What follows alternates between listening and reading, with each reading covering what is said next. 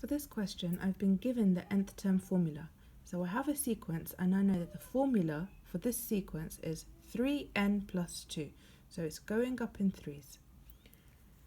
It says, can you find the first 5 terms? N represents the number of terms. So the first term is going to be when n is 1.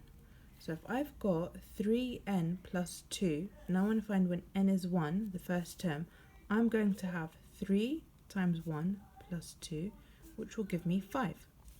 So I know the first term is 5. The second term is when n is 2. So I'm going to have 3n plus 2. N is 2, so 3 times 2 plus 2 will give me 8. So the second term is 8. And the third term, I have 3n plus 2. N this time is 3. So 3 times 3 plus 2 is 11. Now I can continue this doing n is 4 and n is 5, but I know it's a sequence and each time it's going up in threes. So if I find the first term and I'm absolutely sure it's correct, I know just to count up in threes. So if this is 11, the next one is 14. So that's the first term, second term, third term, fourth term. The fifth term plus 3 will be 17, and so on. But they only want the first 5 terms. The second part of the question says, is 62 in the sequence? So if I continue the sequence, is there a number 62? And the way I'd work that out is, if I had B, I need to see if 3n plus 2 is equal to 62.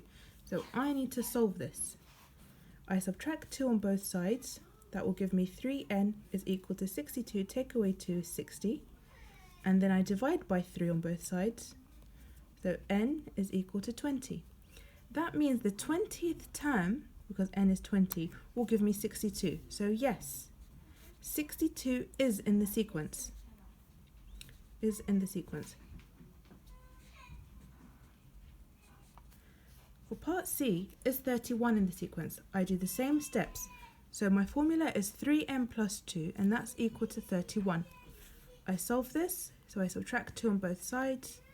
3n is equal to 31, take away 2 is 29, and then I divide 3 on both sides. If I divide that by 3, I'm going to get a decimal. That means no. 31 is not in the sequence. And that's your answer.